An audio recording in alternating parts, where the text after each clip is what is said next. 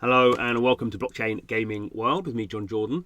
So in this video I'm going to have a look at what's been going on with some of the gaming guilds and what they've sort of been moving towards. So gaming guilds really started out in sort of late 2021, early 2022 with Axie Infinity, and that became briefly a sort of big game for play to earn.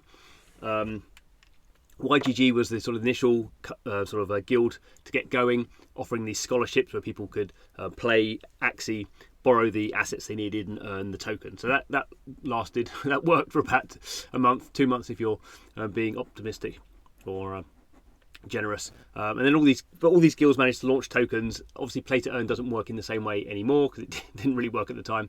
So they're all sort of moving towards sort of similar sort of engagement models, and they're all finding their own different version of it. So I thought it might be worth having a look at a few because some of them have been announcing stuff this week.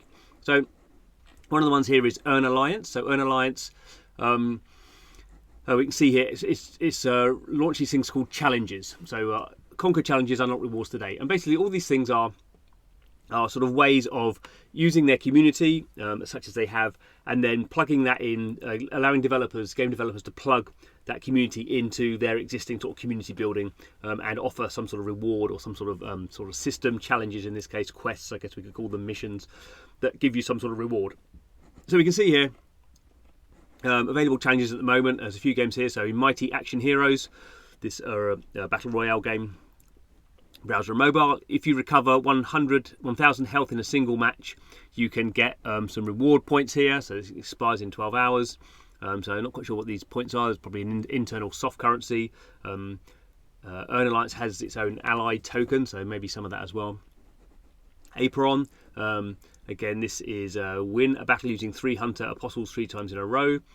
Same sort of reward structure. This game is PC game, just a demo version. So the interesting thing is these games don't have to have blockchain enabled features. In this case, Mighty Action Heroes does, and I don't think Aperon does at the moment.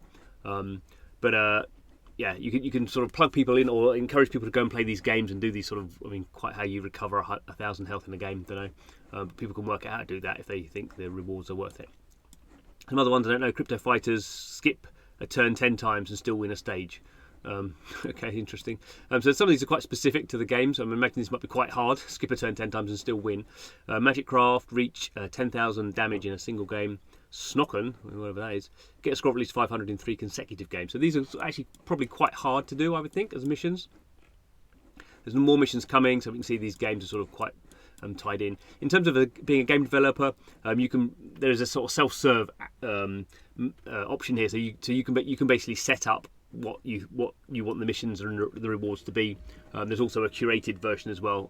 So there we go. That's sort of one thing that Earn Alliance have got going on. We could look at Guildfy. So Guildfy are actually just rebranding to Zentry.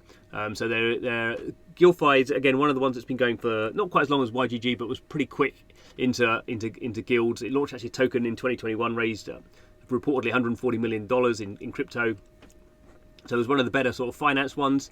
So we can see here there's a whole bunch of sort of stuff within Guildfy. So yeah, this is sort of the onboarding process. So you join and you get some of these points. You get GXP and EXP, and then you sort of sync to Discord and follow them on Twitter and join the Discord and sync your wallet and do a daily quest and watch your gamer tag on Clash Royale. So it's not even necessarily all blockchain games. So Guildfy is Web 2 and Web 3, and then you complete these sort of quests and purchase something, and the whole point is, you can even connect your Steam accounts here. So the whole point of all these sort of discovery platforms is they can if there's an open API for say Steam or these games, mobile games, they can take the data from that and they can decide how to reward you. And this means they can actually build quite large communities. Quite how useful those communities are. Obviously, the communities tend to be based in Southeast Asia and tend not to be spending a lot of money. So you have to be a little bit careful about this sort of things.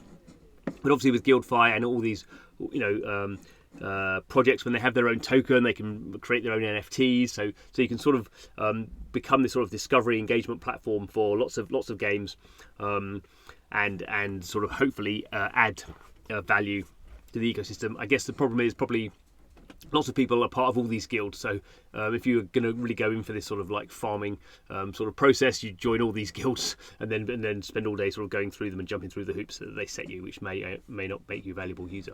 I guess more Western focused is Forge. So this is the only one of these that I mean, I don't use it, but I have an account at least. So you see, I just logged in today and I've got 50 XP. No idea what that means. So this again is a discovery platform. They raised $11 million. Actually, a bit more previous. They raised $11 million. But they raised more before that. So they're sort of quite plugged into the UK, the US VC systems. We can see a whole bunch of stuff here. Connect my Steam account, connect my Discord account, connect my Solana wallet, connect my Xbox account. All these sort of things that they want me to do, and I can earn XP. And obviously, by doing this, they're getting quite a good idea of, have I played 10,000 hours of something on Steam, or if I connect my Discord, they can sort of ping me, or I'm part of their, at least to some degree, part of their community. If I connect all these wallets, they can see what I've been doing on the blockchain and how valuable I am. So there's all this sort of stuff. There's a season pass. So obviously, I don't log into here, so I just started that. So we have these sort of quests. In particular, here we have Xerio, so Xterio, sorry, I should say, which is a blockchain platform doing a whole bunch of stuff actually on BNB that they announced. They're launching their own L2 on BNB. Obviously, like everything is, they're a gaming and AI platform. I don't know what the AI there is. So here's a whole bunch of stuff for Xterio. So again, a whole bunch of stuff. I connect my Discord account. I basically spam everyone on Twitter, and I collect all these points. And what else? It's multipliers if I'm holding Xerio, NFTs, blah blah blah blah. Also, all this sort of stuff. So again, sort of hoops that they want you to sort of jump through. Let's have a quick look and see what else is going on here. So I think they've got any other quests at the moment. So encouraging people to invite other friends, blah blah blah. And here's the season pass. So this is, so obviously you're sort of with these other. So Forge doesn't have its own NFTs or it doesn't really have its own tokens at the moment, but it has a season pass. Obviously lasts, and the whole point of you doing this XP is you're driving your way through this season pass that lasts for 9 months, 1 month, 9 days, and at the end of that there's some sort of cool rewards. So I think they gave away some PCs and the usual, gave away physical things, not crypto things. And obviously, Forge is focused on Web3, but they can plug into anything with say it doesn't even need an open API in this case, because you're just doing stuff through Twitter APIs and stuff. So it's not even necessarily gaming. But all these projects are doing the same sort of thing, which is trying to sort of get community to go and play these games. So there's definitely a discovery mechanic in there. I guess the question is, over time, how does the community end up external to the game, or does the community end up in the games? If I'm in some of these games, then obviously I'm not going to go to Gilfi or Earn Alliance to earn their rewards within the game. So it's somewhat, I think, interesting at the current time that a lot of these sort of guilds are becoming these engagement platforms, and that may work for a certain period of time.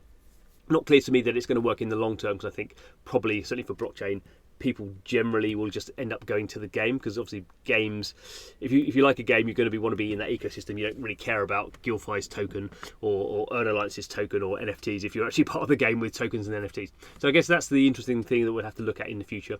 But currently, definitely a big trend that guilds are sort of doing this, and YGG doing a whole bunch of sort of broadly similar stuff, where I guess we can see it as guilds becoming their own sort of protocols, and finally, I suppose, giving some utility to the tokens they may have launched years ago, but all trying to sort of supercharge the blockchain game sort of sector as a whole, and sort of obviously, if they're bringing users into these games, they can charge games, sort of marketing fees, UA fees for the people that they bring into their games. That's the idea of how their business is going to work. So we'll see how that plays out. Thanks for watching the video. See you again soon.